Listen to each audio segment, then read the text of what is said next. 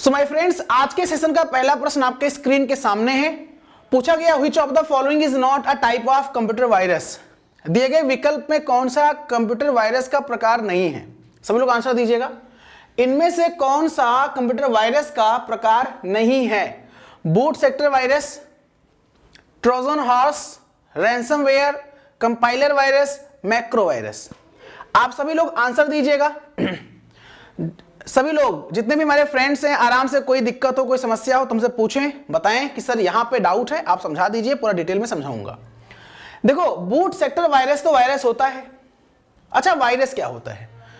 Virus दुनिया का पहला कंप्यूटर वायरस जो था, मैंने बताया था क्रीपर नाम का था। और अभी देखा होगा आप लोगों ने, अभी आपके एग्जाम में क्वेश्चंस भी यहां से पूछा गया था, दुनिया का दिए गए विकल्प में दुनिया का प्रथम कंप्यूटर वायरस कौन सा था। ठीक है, तो वायरस की बात करें, दुनिया का पहला कंप्यूटर वायरस 1971 में आया था, उसका नाम क्रीपर था। ठीक है, क्रीपर था, ऐसे आप कह सकते हैं हिंदी में क्रीपर। ठीक है, और इसको डेवलप किया था बॉब थॉमस ने। बॉब थॉमस ने इसको डेवलप किया था। बॉब थॉमस ने इसको डेवलप किया था। ठीक है, वहीं पे इसी के एक साल बाद 1972 में क्या हुआ था?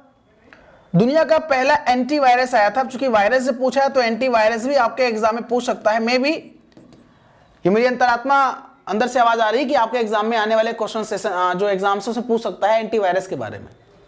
दुनिया का पहला एंटीवायरस जो था वो द रिपर था। द रिपर नाम का था, और उसको डेवलप किया था रे टॉमिल्सन साहब ने। रे टॉमिल्सन साहब ने, किसने किया था? रे टॉमिल्सन साहब ने किया था। ठीक है, दुनिया का पहला boot sector virus C Brain नाम का था। इसको 1986 में 1986 में पाकिस्तान के दो सगे भाई थे।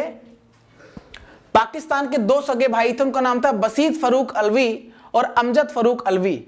तो बसीत फरूक अलवी और अमजद फरूक अलवी ने मिलकर जो है डेवलप किया था सी ब्रेन नाम का वायरस, जो कि एक बूट सेक्टर वायरस था। बूटिंग के दौरान ये हमारे सिस्टम को इफेक्ट कर रहा था। ट्रोजन हॉर्स, मैंने बताया आपको, जो क्रीपर था आपका, ये क्रीपर, ये एक प्रकार का ट्रोजन हॉर्स था। यानी आपको किस तरह दिख रहा था? Hey I am a creeper, catch me if you can. यानी पहला मैसेज जो था ना, पहला मैसेज क्या था पता है? पहला मैसेज था जो वायरस आपके सामने आया था, मतलब आपके सिस्टम में आया था, hey I am a creeper, catch me if you can. तो हो सकता है पूछ ले आपसे कि पहला मैसेज, पहला संदेश क्या था? तो पहला संदेश था हे।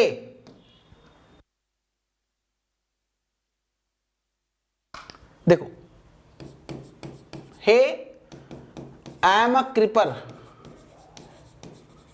Catch me if you can, catch me if you can. ठीक है, catch me if you can. Hey मैं क्रीपर हूं, अगर मुझे पकड़ सकते हो तो पकड़ो। ठीक है, इस तरह का था। ठीक है, चलो भाई,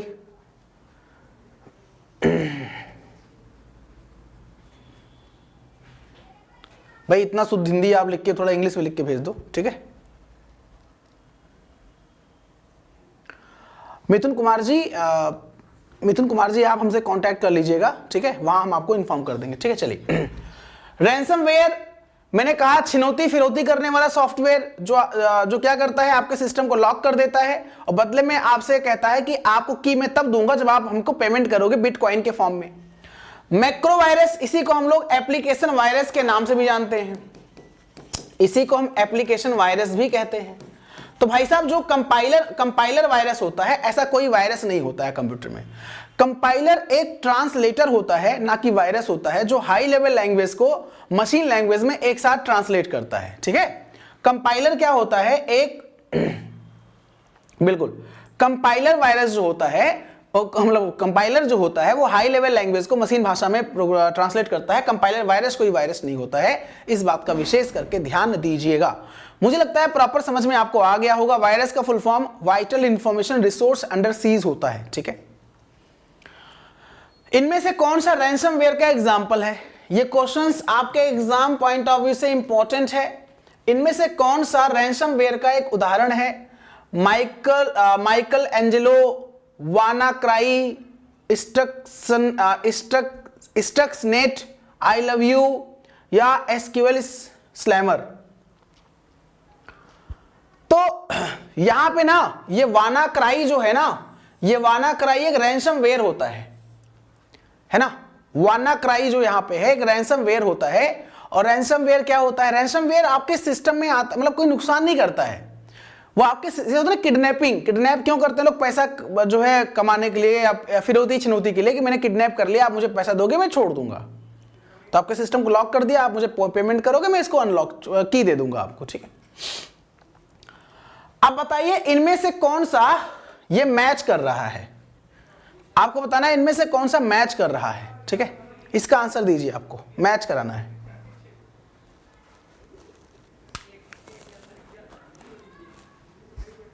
सभी लोग आंसर दीजिएगा, जितने भी हमारे फ्रेंड्स हैं सभी लोग आंसर दीजिएगा दोस्तों।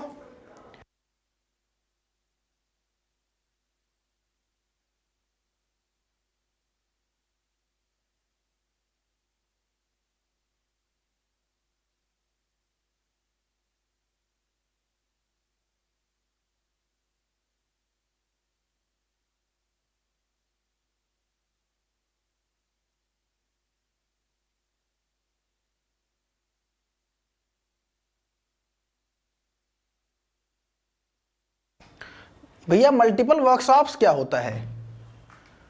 मल्टीपल वर्कशॉप्स कुछ गलत लिख रहे हैं आप, उसको सही करिए आप, है ना। क्वेश्चन समझ नहीं पा रहा आपको मैं। हाँ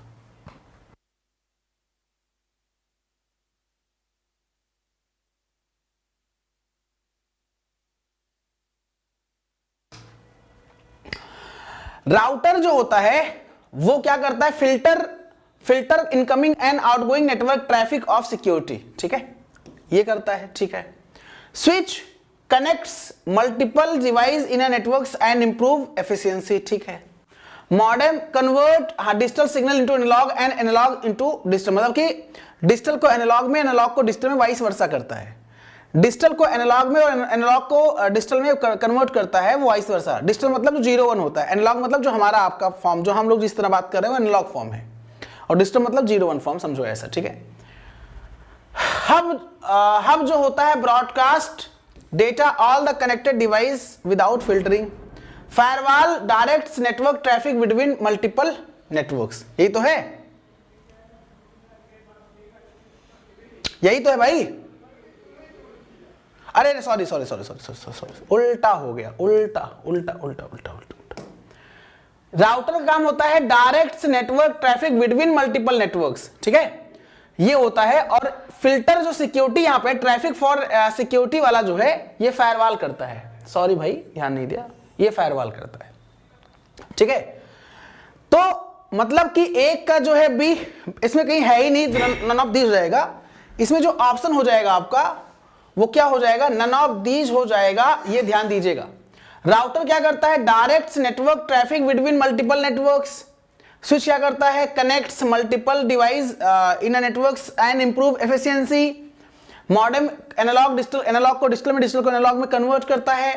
हब क्या करता है? Broadcast data all the connected device without filtering.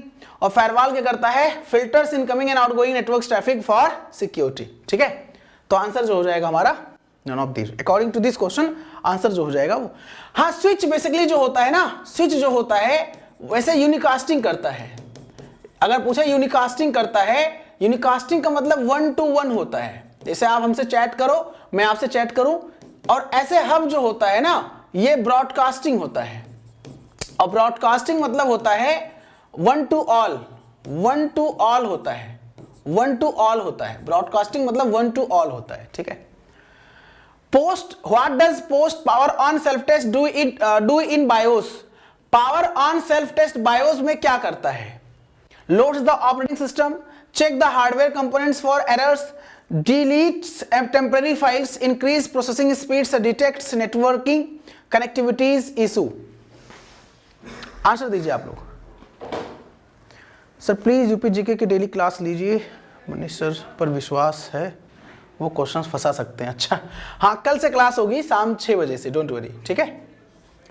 Sir homeopathic pharmaceutical DNS वाला क्वेश्चंस तो उसके ऊपर सही बताया, बट आंसर की में डीएनएस मतलब होता है आईपी एड्रेस को डोमेन में, डोमेन को आईपी एड्रेस में कन्वर्ट करता है, उसको देख लीजिएगा, मैंने आंसर की देखा नहीं, देख लीजिएगा आप लोग, ठीक है। देखो, तो इसमें है power on self test do in BIOS checks the hardware components for errors. ये मैंने बताया है आपको। पावर ऑन सेल्फ टेस्ट का मतलब क्या होता है? जब सिस्टम को हम ऑन करते हैं तो हमारा सिस्टम क्या होता है, हमारे सिस्टम में जब हमारा सिस्टम ऑन होता है तो पहले रोम एक्टिव होता है। रोम मतलब रीड ओनली मेमोरी एक्टिव होता है, तो उसमें बायोस स्टोर होता है, बायोस एक्टिव होता है। फिर वो power on self test perform करता है, पोस्ट परफॉर्म करता है, जिसमें हार्डवेयर कंपोनेंट्स को चेक किया जाता है, कोई दिक्कत कोई एरर तो नहीं है। जब सब कुछ सही होता है तो हमारा ओएस लोड होता है, कहां से, सेकेंडरी मेमोरी से प्राइमरी मेमोरी पर, उसी को बूटिंग बोल देते हैं। ये चीजें होती हैं, ठीक है। तो आंसर ये हो जाएगा Which of the following is not stored in BIOS? दिए गए विकल्प में कौन सा BIOS में स्टोर नहीं होता है? BIOS में स्टोर नहीं होता है, BIOS में स्टोर नहीं होता है। आंसर दीजिए आप लोग। अक्षय सक्सेना जी मुझे व्हाट्सएप कर दीजिएगा, उसका मैं सलूशन आपको प्रोवाइड कर दूंगा, ठीक है। सर जितना पढ़ो कम ही लगता है, उतना नया नया क्वेश्चंस निकल रहा है। कोई नहीं, पढ़ाई करोगे तभी होगा, ठीक है। बाकी क्वेश्चन से कोई और छोड़ नहीं है, कहां से क्वेश्चंस पूछ लिया जाए। हाँ, लेकिन सिलेबस, अब आउट ऑफ सिलेबस अगर पूछ ले तो अलग बात है। जैसे अब उसने एरे वाला क्वेश्चन पूछ लिया था आउट ऑफ एरे, उसने, अब एरे जो है देखा जाए सी लैंग्वेज और डेटा स्ट्रक्चर में पढ़ते हैं हम लोग एरे, तो वो चीज है। अब ओ लेवल में हम पाइथन में थोड़ी ना, पाइथन अभी से शामिल हो गया है, पहले सी था, सी में पढ़ा था एरे, मतलब जिन लोगों ने पढ़ा होगा, पाइथन वालों ने नहीं पढ़ा होगा, ठीक है। दोस्तों, बूट सीक्वेंस करता है, डेट टाइम सेटिंग करता है, हार्डवेयर कॉन्फ़िगरेशन करता है, पासवर्ड सेटिंग करता है। ये यूजर फाइल्स फोल्डर हमारा थोड़ी ना करता है, ये भाई उपयोगकर्ता की फाइलों और फोल्डर्स थोड़ी ना स्टोर करता है। भाई बायोस मतलब जो पहले से जब हमारा सिस्टम बनाया जा रहा था, during the time of manufacturing के टाइम जब सिस्टम का निर्माण हो रहा था, निर्माण के समय निर्माणकर्ता के द्वारा जो परमानेंट प्रोग्राम स्टोर किया गया है ना, रोम में स्टोर किया गया है, just like BIOS, just like CMOS, है ना। तो इसमें फाइल और फोल्डर तो हम लोग काम करते हैं तो हम स्टोर करते हैं, हार्ड डिस्क में स्टोर कर दिया, पेन ड्राइव है पेन ड्राइव में स्टोर कर दिया, कहीं और स्टोर, तो ये नहीं होता है, कहने का आशय ये, ठीक है। ठीक है, चलिए।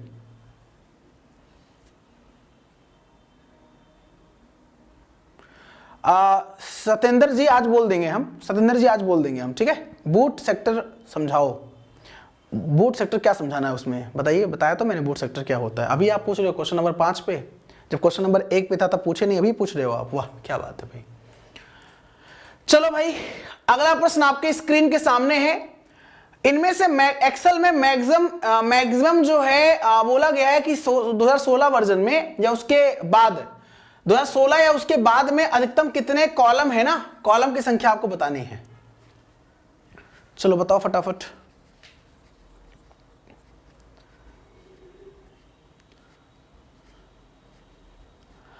अरे कॉलम की संख्या मारेंगे भन्न से, रो नहीं पूछ रहा है। कुछ लोग आंसर यहां कुछ, अरे बोल रहा है कॉलम, देखो अब यहां पे भाई साहब कुछ आंसर दे रहे हैं 65,500, अरे भैया 65,536 ओल्ड वर्जन में था, और ओल्ड वर्जन में क्या था, रो की संख्या थी। ओल्ड वर्जन में रो की संख्या थी, ठीक है, रो की संख्या थी, ठीक है। ये रो की संख्या न्यू वर्जन में होती है, ठीक है, न्यू वर्जन में रो की संख्या होती है, ठीक है। और ये जो है 16,300, ये तो है, हाँ 16,384, ये जो है कॉलम की संख्या है नए वर्जन में, ठीक है। और ओल्ड वर्जन में कॉलम जो होता था, ठीक है, ओल्ड वर्जन में कॉलम जो होता था 256 होता था, ठीक है, 256 होता था, ठीक है, 256 होता था, ठीक है। ओल्ड वर्जन में जो कॉलम होता था वो 256 हुआ करता था, ठीक है, याद रखना। XFD, ये XFD लास्ट होता है ना, XFD जो होता है ये कॉलम होता है, XFD है ना, चूंकि A B C D फिर इस फॉर्म में हमारा कॉलम होता है ना, और 1 2 3 4 इस फॉर्म में रो होता है। तो अगर पूछे इस फॉर्म में तो आप इस तरह आंसर दे देंगे, ये वाला, ठीक है। अगर पूछे XFD क्या होता है तो आपको कॉलम होता है, लास्ट कॉलम होता है XFD, है ना, ठीक है। कोई बात नहीं, ध्यान नहीं दिया था आपने, कोई बात है, 16,384 आंसर हो जाएगा, ठीक है। चलो भैया, अब जैसे अब देखो ओल्ड वर्जन का जो एक्सटेंशन होता है .xls होता है, और नए वर्जन का एक्सटेंशन .xlsx होता है, ये मैंने बताया आप लोगों को। अगर टेम्पलेट लगा है तो टेम्पलेट में T लग जाएगा, XLS XLST, और अगर नए वर्जन में तो x लग जाएगा, XLS TX हो जाएगा, ठीक है। ये चीज ध्यान दीजिएगा आप लोग। कॉनकैटिनेट क्या होता है, ये कॉनकैटिनेट फंक्शन क्या होता है? MS एक्सेल में एक फंक्शन होता है कॉनकैटिनेट फंक्शन, इसके बारे में सुना है आप लोगों ने? फंक्शन से भी क्वेश्चंस पूछा जा सकता है ना, इसलिए हमको हर एक चीज पढ़ना होगा, हर एक चीज समझना होगा, ठीक है। हाँ देखो, जो हमारा कॉनकैटिनेट होता है ना, वो क्या होता है, जैसे मान लीजिए अलग अलग है, जैसे मान लीजिए आपका ये सेल है, ये आपका शीट है, ठीक है, इसमें हमारा कॉलम है, आपको पता है कॉलम है, ये हमारा रो है ना, ये हमारा रो है। यहां लिखा मैंने D, यहां लिखा मैंने H, यहां लिखा E है ना, फिर लिखा RE, ऐसे लिखा NDRA, ऐसे हमको एक कॉलम में सबको जोड़ना है, एक साथ लाना है। अलग अलग कैरेक्टर या अलग अलग स्ट्रिंग को, जो स्ट्रिंग्स हैं, स्ट्रिंग वैल्यू है, उनको हमें एक साथ लाना है। तो उसके लिए हम कॉनकैटिनेट फंक्शन यूज करेंगे और भी इक्वल लगाएंगे, याद रखना, इक्वल CONCATENATE, कॉनकैटिनेट, और फिर आप आराम से यूज कर पाएंगे, ठीक है। तो आंसर ज्वाइंट्स टू और मोर टेक्स्ट स्ट्रिंग्स इनटू वन, बड़ा प्यारा सा प्रश्न है, दो या दो से अधिक टेक्स्ट स्ट्रिंग्स को एक साथ जोड़ना, ठीक है। बोलो कोई दिक्कत भैया, कोई समस्या? अच्छा लग रहा है ना? तो अधिक से अधिक जो तैयारी करने वाले एस्पिरेंट्स हैं उन तक पहुंचाइए। बताइए, धीरेन्द्र सर रोज शाम को 5 बजे आते हैं और एक बेहतरीन कंटेंट प्रोवाइड करते हैं, अगर आपको अच्छा लगे जरूर आप। What data structures uses the push and pop operation? अब थोड़ा ये क्वेश्चन अलग से मैंने आउट ऑफ सिलेबस ले लिया है, क्योंकि हमारा आयोग भी कभी कभी क्या कर रहा है कि क्वेश्चंस को आउट ऑफ सिलेबस भी ले रहा है, तो मैं ये उसके समझ सकता हूं कि आउट ऑफ सिलेबस वो क्या पूछ सकता है, मतलब जो अभी तक पूछा गया है, ठीक है। तो इनमें से डेटा संरचना, पुश और पॉप ऑपरेशन का उपयोग, आप कहोगे सर कैसे आप पढ़ सकते हैं उनके दिमाग को, आयोग के? तो मैं देख रहा हूं जो क्वेश्चन पूछ रहा है, कहीं एरे पूछ ले रहा है, तो कहीं लॉजिक गेट पूछ ले रहा है, कहीं नंबर सिस्टम पूछ ले रहा है। तो ये सब कुछ जो चीजें हैं, जैसे एरे हो गया तो डेटा स्ट्रक्चर या सी लैंग्वेज का हो गया, नंबर सिस्टम हो गया, डिजिटल इलेक्ट्रॉनिक वाला पार्ट हो गया, लॉजिक गेट हो गया, डिजिटल इलेक्ट्रॉनिक वाला पार्ट हो गया। तो इसलिए उस टॉपिक से क्वेश्चन उठा लेता हूं मैं, कहने का आशय ये होता है, इसलिए उस टॉपिक से क्वेश्चंस में उठा लेता हूं, ठीक है, ध्यान दीजिएगा। अब देखो डेटा स्ट्रक्चर में पुश और पॉप क्या होता है, तो जैसे पुश करना, पॉप करना, तो ऐसे होता है ना, जैसे आप शादी में गए, अभी आजकल देखो शादी का सीजन भी चल रहा है, शादी में गए आप, अब शादी में देखा होगा कि जब बफर सिस्टम खाना होता है ना, बफर सिस्टम खाने के लिए आप जाते हो, जाहिर सी बात है आप शादी में जाओ, किसी फंक्शन में आप क्यों जाओगे, किसी फंक्शन में आप क्यों जाओगे, खाने के लिए जाओगे, जाहिर सी बात है ना। बाकी तो कहते नहीं, वर मरे कन्या पंडित का जो है दक्षिणा से मतलब है, ये लोग कहते हैं कि नहीं कहते हैं, ठीक है। तो वही वाला हिसाब किताब है, हालांकि ऐसा कुछ नहीं है। अब जैसे प्लेटें रखी होती हैं, तो आप क्या करते हो, आप चुपचाप जाते हो शादी में और टूट पड़ते हो प्लेट पे। तो कभी भी प्लेट आपको जब उठाना होता है, तो कभी भी प्लेट नीचे से नहीं उठाते हो आप, प्लेट को कभी भी आप नीचे से नहीं उठाते हो आप जब भी प्लेट उठाओगे आप ऊपर से उठाओगे, ठीक है। ये जो फॉर्म होता है स्टैक का फॉर्म होता है, स्टैक का फॉर्म होता है, स्टैक का फॉर्म होता है, ठीक है। ये जो फॉर्म होता है स्टैक का होता है। तो जो लास्ट में आया होगा, लास्ट में इन हुआ होगा, वो पहले आउट होगा, फर्स्ट आउट, इसे कहते हैं लीफो। तो जब आप कोई चीज इंसर्ट करते हो, जब कोई चीज इंसर्ट करते हो, तो जो इंसर्ट करते हो उस इंसर्ट करने को पुश बोलते हो, पुश करना। जैसे आप कहते हो किसी को पुश कर रहे हो, पुश, तो इंसर्ट करना पुश। और जब आप डिलीट करते हो, आप जब उठाते हो डिलीट करते हो, तो उसे पॉप कहना बोलते हैं, पॉप कहना, ठीक, याद रखना। तो यहां से कई क्वेश्चंस, अब ये सारे हमारे जो होते हैं Q, stack, link list, array, graph, सारे हमारे डेटा स्ट्रक्चर से रिलेटेड हैं, डेटा स्ट्रक्चर्स के टर्म्स हैं जो यूज होते हैं, ठीक है। डेटा टाइप कह सकते हो आप, ठीक है, जहां पे उस प्रकार की वैल्यू को आप स्टोर करते हो, ऑर्गेनाइज करते हो। तो यहां पे स्टैक में क्या होता है, जब हम कोई डेटा एंटर करते हैं, इंसर्ट करते हैं, उसे कहते हैं पुश करना, और जब कोई डेटा डिलीट करते हैं उसे कहते हैं पॉप कहना, पॉप करना। और जो इंसर्शन डिलीशन होता है, हो सकता है आपके परीक्षा में यहां से एक प्रश्न और पूछ ले कि बताइए स्टैक में, मैं पूछ रहा हूं, स्टैक में डेटा का इंसर्शन यानी कि इंसर्ट करना और डेटा का डिलीशन किस एंड से होता है, एंड मतलब छोर। अब आप मुझे बताएंगे डेटा का इंसर्शन और डेटा का डिलीशन किस एंड से होता है, तो आपका आंसर निकल के आएगा बोथ जो है आपका बोथ एंड बोलेंगे, मतलब बोथ एंड, एक ही एंड से इंसर्शन भी होगा और एक ही एंड से डिलीशन भी होगा, है ना, यही तो होता है। तो इंसर्शन डिलीशन एक ही छोर से होता है, एंड से होता है, बोथ एंड। लेकिन अगर क्यू की बात करें हम, तो क्यू जैसे पानी का डिब्बा, कोई मान लीजिए पाइप है, देखा होगा पाइप, बचपन में हम लोग जब खेत की तरफ जाते थे तो खेत में नहरी होती थी, याद होगा आपको, और नहरी में पाइप लगा होता था ना, गुलाबा बोलते हैं उसे आप, ठीक है। तो ये ऐसे होता था, तो कुछ बच्चे क्या करते थे, मेरी तो हिम्मत नहीं होती थी, कुछ बच्चे इस गुलाबे के अंदर घुस जाते थे, मतलब इसके अंदर पानी, ये जो पाइप होता था इसके अंदर बड़ा सा होता था, तो जी इधर से जाओगे इधर से निकलोगे आप, ठीक है। इसका मतलब ये है कि जो पहले जाएगा पहले पाएगा, फर्स्ट इन फर्स्ट आउट है क्यू में, ठीक है। क्यू में दोनों अलग अलग साइड होता है ना, मतलब यहां बोथ एंड, यहां पे वन साइड होता है, बोथ एंड मतलब जो इंसर्शन बोथ एंड से होता है, एक ही छोर से होता है, लेकिन यहां पे वन एंड से इंसर्ट होगा, वन एंड से इंसर्ट होगा और वन एंड से जो है डिलीट होगा, वन एंड से जो है डिलीट होगा, है ना। असलम खान जी सर, आप बहुत ज़्यादा एक्सप्लेनेशन देते हो, कोई भी टीचर्स इतनी मेहनत नहीं करता। अच्छा ऐसा है क्या, बहुत बहुत धन्यवाद आपका। Thank you for a precious response my friend. नहीं सारे टीचर करते हैं, ऐसा नहीं है, लगभग अब वही है, अब पसंद वाली बात है या किसी का समझने वाली बात है। आपको मेरा समझ में आ गया तो इसके लिए मैं सौभाग्यशाली हूँ, थैंक यू सो मच। चलिए ठीक है, चलिए कोई दिक्कत हो, कोई समस्या हो बताइए फटाफट मुझे आप लोग, जितने भी हमारे फ्रेंड्स यहाँ पे हमसे इंटरेक्ट हो रहे हैं। If you have any questions then please you can ask me. एक मिनट रुकिएगा जरा आप लोग,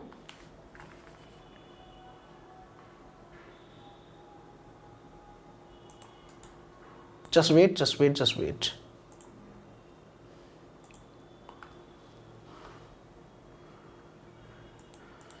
क्या हो गया, ठीक है।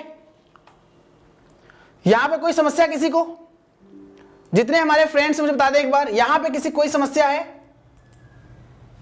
चलो आगे बढ़ते हैं। अगला क्वेश्चन आपके स्क्रीन सामने है, what is the push and pop operation in stack. देखो आ गया क्वेश्चन, पूछा गया स्टैक में पुश और पॉप ऑपरेशन जो है क्या होता है। अब बताइए आप, देखो जितना मैं पढ़ा रहा हूं ना उतना आप पढ़ लेते हो तो आपका कॉन्सेप्ट क्रिस्टल क्लियर हो जाएगा, मुझे पता है, ठीक है। चलो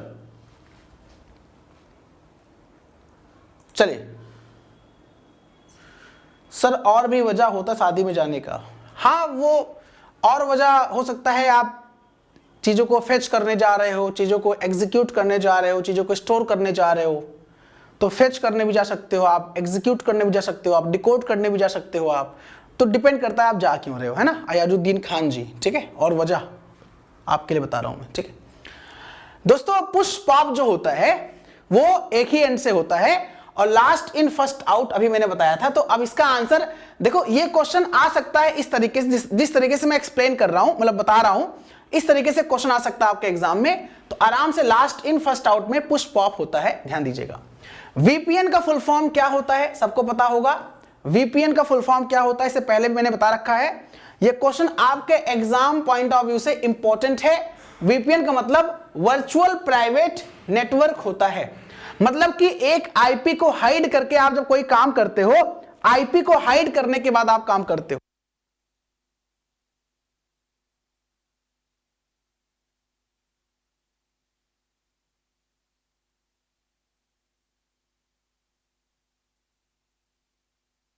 तो ध्यान दीजिएगा दोस्तों आप लोग, virtual private network will be correct answer. IP को हाइड करता है, ठीक है। आप जब कोई कर्मकांड कर रहे होंगे तो आप आईपी को हाइड करके आप एक काम मतलब करते हैं आप, तो उसे वीपीएन नेटवर्क आप क्रिएट करते हैं, ठीक है। कंट्रोल डी इन वेब ब्राउजर, वेब ब्राउजर में कंट्रोल डी का शॉर्टकट मतलब क्या होता है। वेब ब्राउजर में आप कंट्रोल डी का यूज क्यों करते हैं बताइए। वैसे तो कंट्रोल डी का यूज अगर हम वर्ड में बोलते हैं तो वर्ड में आप कंट्रोल डी का यूज क्यों करते हैं आप, तो वर्ड में आप कंट्रोल डी का यूज क्यों करते हैं, फॉन्ट डायलॉग बॉक्स के लिए करते हैं आप, फॉन्ट डायलॉग बॉक्स के लिए करते हैं आप। अभी मैंने बताया था आपको 3 शॉर्टकट की और होता है, कंट्रोल शिफ्ट एफ भी होता है और कंट्रोल शिफ्ट पी भी होता है, कंट्रोल शिफ्ट पी भी होता है। कंट्रोल शिफ्ट पी जो होता है वो फॉन्ट साइज कंट्रोल के लिए होता है बेसिकली, लेकिन फॉन्ट से संबंध इसका है, फॉन्ट साइज कंट्रोल के लिए होता है, फॉन्ट साइज कंट्रोल के लिए होता है, ठीक है। At the current web page to bookmarks, ये आपका होता है। मतलब बुक मार्क्स क्या होता है, जब हम कोई पेज एक्सेस करना चाहते हैं, हम जब कोई पेज क्विक एक्सेस करना चाहते हैं, क्विकली एक्सेस करना चाहते हैं, तो हम बुक मार्क का यूज करते हैं, ठीक है। What is the purpose of search engine, search engine का उद्देश्य क्या है, सर्च इंजन का उद्देश्य क्या है, ठीक है। नो का मैंने गलत बता दिया है, नो का मैंने गलत बता दिया है, लास्ट इन फर्स्ट आउट। अच्छा, क्या नाम है आपका, क्या नाम है आपका? अंकित आनंद जी। अच्छा भैया, मुझे पता नहीं था एक्चुअली यार, ठीक है। मतलब मुझे तो यही पता है, जो मुझे पता है मैंने वही बताया है, ठीक है। आपको जो पता है ना वो आप जानते रहिएगा, ठीक है। एग्जाम में आएगा तब वही आप क्लिक करिएगा, ठीक है, जो आपको पता है, ठीक है।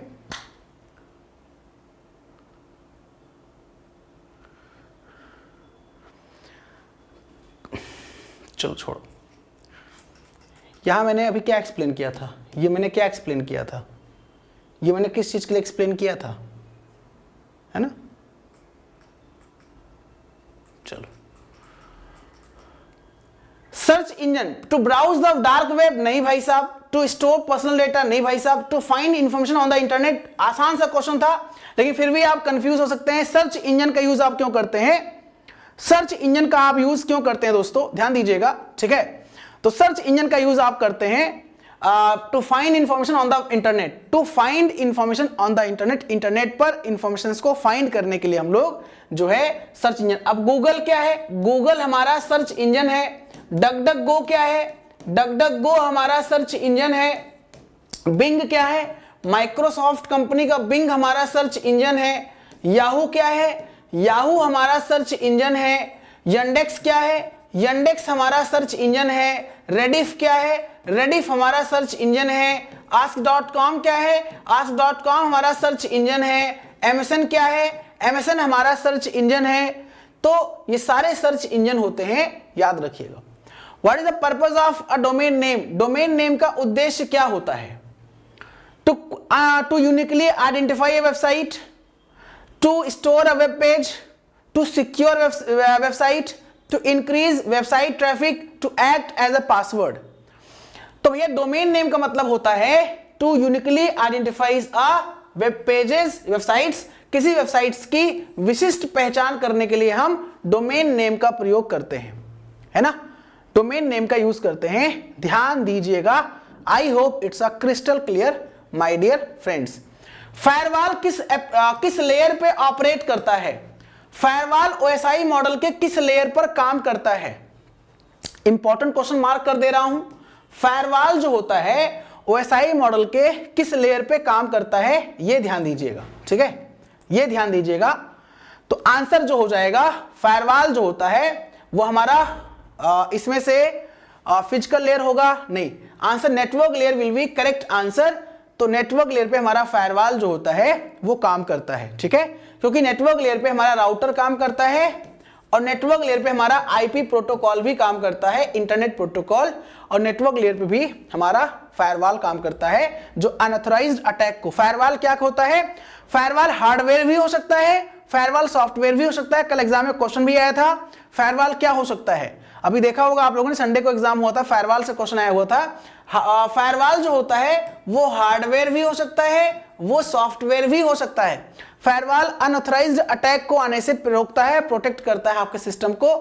और ये किस लेयर पे काम करता है, तो ये ओएसआई मॉडल के नेटवर्क लेयर पे काम करता है।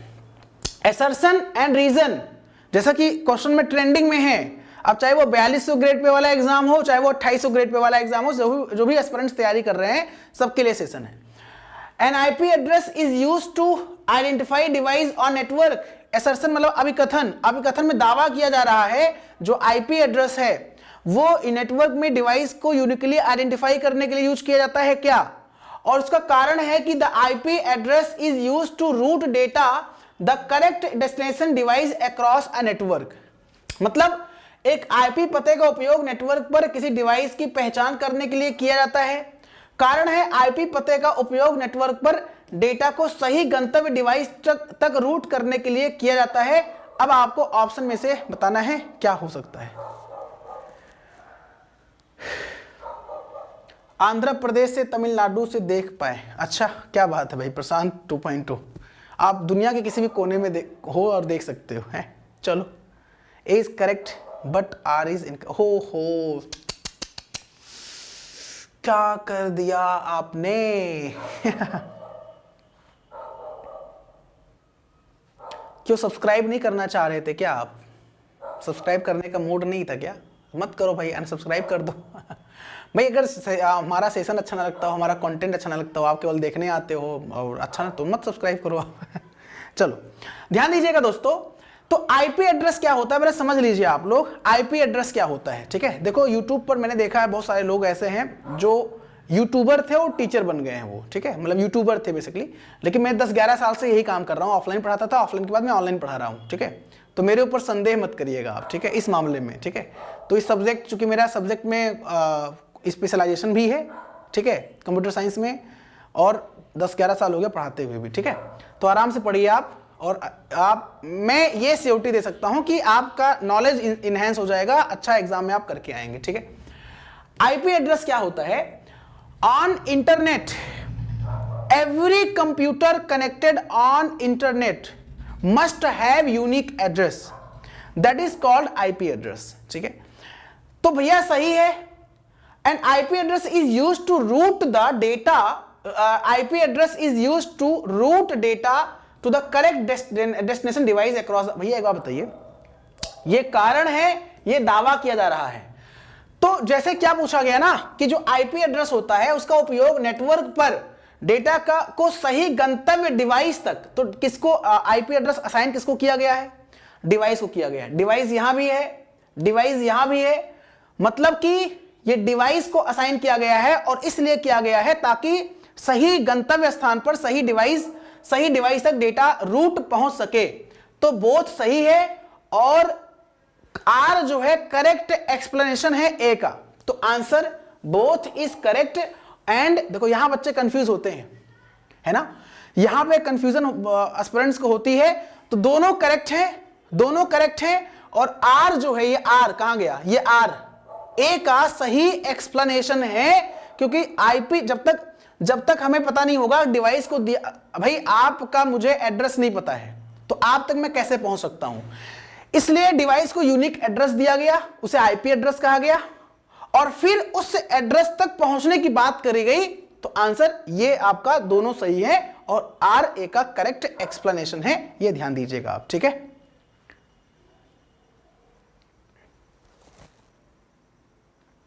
कंप्यूटर्स का पैटर्न्स बदला है, तभी से मैथ जीएस के टीचर भी कंप्यूटर्स पढ़ा रहे हैं। अच्छा, हाँ मैंने देखा है बहुत सारे मैथ्स वाले भी और अलग अलग वाले भी पढ़ा रहे हैं।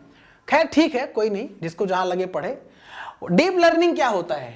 डीप लर्निंग का मतलब क्या होता है? भाई यूट्यूब पे तो पढ़ाने वाले बहुत सारे हैं, हमसे बड़े बड़े हैं, हम तो छोटे हैं यार, हम तो कुछ भी नहीं है। हमको तो यहाँ पे लोग अभी 100+ लोग देख रहे हैं। मैंने देखा है कि यही कंप्यूटर यूपी SSC के लिए लोग पढ़ा रहे, 500-500 लोग लाइव होते हैं। तो मैं तो उनके सामने कुछ भी नहीं हूं, ठीक है।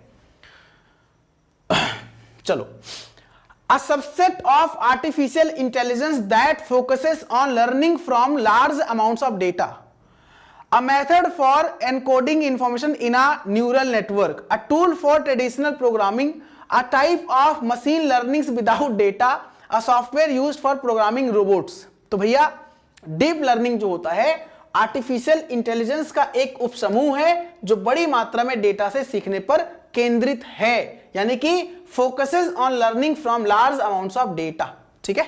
तो हमारा वो डीप लर्निंग कहलाता है। आंसर हमारा जो हो जाएगा पहला हो जाएगा, first option will be correct answer, ठीक है। एक क्वेश्चन आपके एग्जाम में आया था मशीन लर्निंग। तो जो आर्टिफिशियल इंटेलिजेंस होता है उसी का ब्रांच होता है मशीन लर्निंग, और कायदे से मशीन लर्निंग का ही पार्ट होता है हमारा डीप लर्निंग, ठीक है। टैब की एमएस वर्ड में क्यों यूज करते हैं? एमएस वर्ड में टैब की का प्रयोग आप क्यों करते हैं? इसका आंसर दीजिए आप। एमएस वर्ड में टैब की का प्रयोग आप क्यों करते हैं? सभी लोग आंसर दें।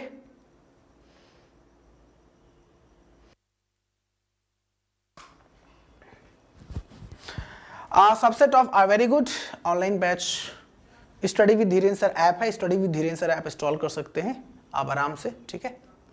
Thank you so much Ashish Pandey ji, बहुत बहुत धन्यवाद आपका।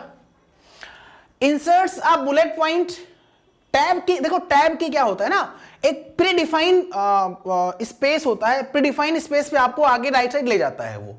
Move the cursor the right by a predefined amount, मतलब कि एक पर्टिकुलर, एक जैसे आप जब क्लिक करते हो, देखा होगा आप लोगों ने, और टैब की प्रेस करते हो तो कर्सर, आपका कर्सर यहां से यहां जाएगा, फिर यहां, मतलब एक स्पेसिफिक डिस्टेंस पे वो आकर मूव करता है आपका, ठीक है, तो टैब की होता है। चलो भाई बी ऑप्शन हो गया। इनमें से कौन सा क्लाइंट सर्वर आर्किटेक्चर का कैरेक्टरिस्टिक नहीं है? बहुत प्यारा सा प्रश्न है। आप आंसर, अगर आपको, आप देखिए, आप इस क्वेश्चन का आंसर अपने 6th सेंस से भी दे सकते हैं कि client server architecture, client server में कौन सा जो है क्या नहीं है, विशेषता नहीं है, इसका आंसर दीजिए आप।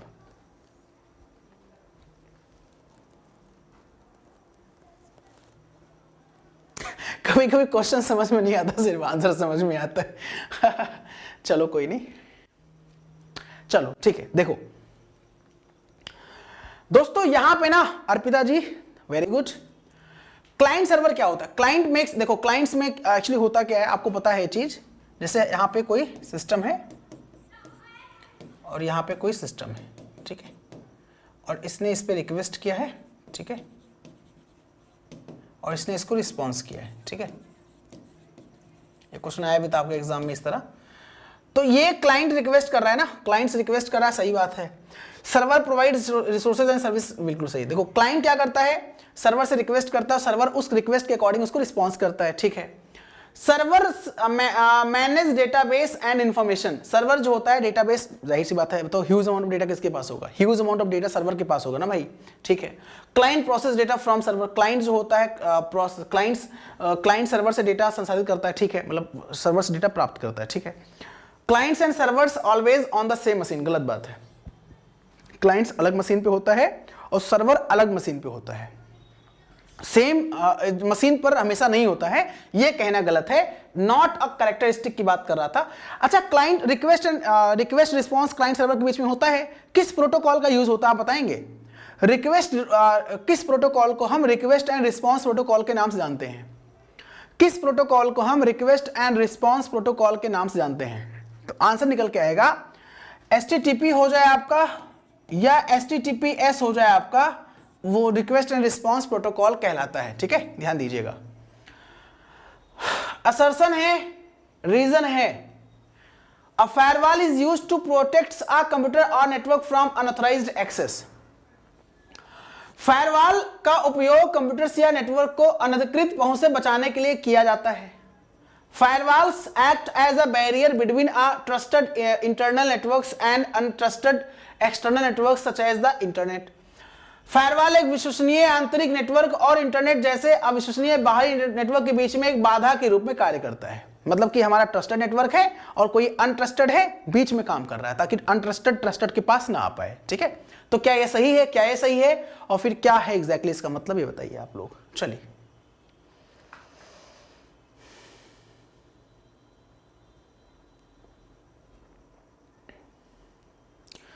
देखो एक्चुअली क्या है ना, फायरवॉल, देखो फायरवॉल की बात कर रहा है यहां भी और फायरवॉल के बारे में बात यहां भी कर रहा है, ठीक है। तो ये कह रहा है कि फायरवॉल जो होता है वो प्रोटेक्ट करता है आपके कंप्यूटर को अनऑथराइज्ड एक्सेस से, मतलब कि जो अवैध है या अनधिकृत जो एक्सेस होता है, पहुंच होता है, उससे हमारे सिस्टम को बचाता है। अब वो अनऑथराइज्ड अटैक जो होता है वो अनट्रस्टेड की बात कर रहा है। अगर देखा जाए एक प्रकार से तो किसकी बात कर रहा है? कह रहा है कि अनट्रस्टेड, मतलब जो अनट्रस्टेड है उसकी बात कर रहा है। तो कान चाहे इधर चाहे आप अनट्रस्टेड बोल दो, चाहे आप अनऑथराइज्ड बोल दो, दोनों सही है और दोनों उसका रीजन जो R is the correct explanation of A, बिल्कुल परफेक्ट है ना। मतलब दोनों परफेक्ट हैं, दोनों सही हैं और आर जो है ए का सही स्पष्टीकरण है, मतलब एक्सप्लेनेशन है, ठीक है, ध्यान दीजिएगा भाई। अनऑथराइज्ड एक्सेस कहां से होगा? बाहर से होगा ना, एक्सटर्नल अटैक्स होगा ना। तो जो एक्सटर्नल अटैक्स होगा, अनट्रस्टेड नेटवर्क होगा या अनऑथराइज्ड एक्सेस होगा, बाहर से ही तो होगा। तो उसकी बात यहां पे निकल के आ रही है, यह आप लोग ध्यान दीजिएगा, ठीक है। चलो भाई अगला क्वेश्चन आपके स्क्रीन के सामने है, इसका आंसर आप लोग दीजिएगा। ध्यान दीजिएगा दोस्तों आप लोग, इसमें से ऑड चुनिए आप, ऑड कौन सा है? डिफ्रेगमेंटेटर्स है, कंप्रेशन टूल है, डिस्क क्लीनर है, डेटा रिकवरी टूल है, डिवाइस ड्राइवर है। इनमें से ऑड कौन सा है, इसका आंसर आपको देना है।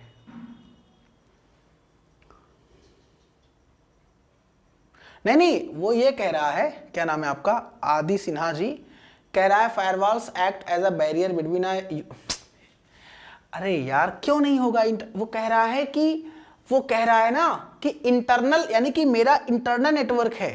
भाई आप समझो पहले, अच्छा मैं कॉन्सेप्ट बता दूं आपको। देखो होता क्या है, दिक्कत डर किसको होती है? डर होती है इंटरनल नेटवर्क को ना। किसे डर होती है? डर होती है इंटरनल नेटवर्क को एक्सटर्नल नेटवर्क से डर होती है। और भी एक्सटर्नल जब अनऑथराइज्ड हो। आपका घर है तो दीवार, ये बताओ वाल कहां होता है? ये वाल कहां होता है? वाल घर के बाहर होता है ना, वाल दीवाल।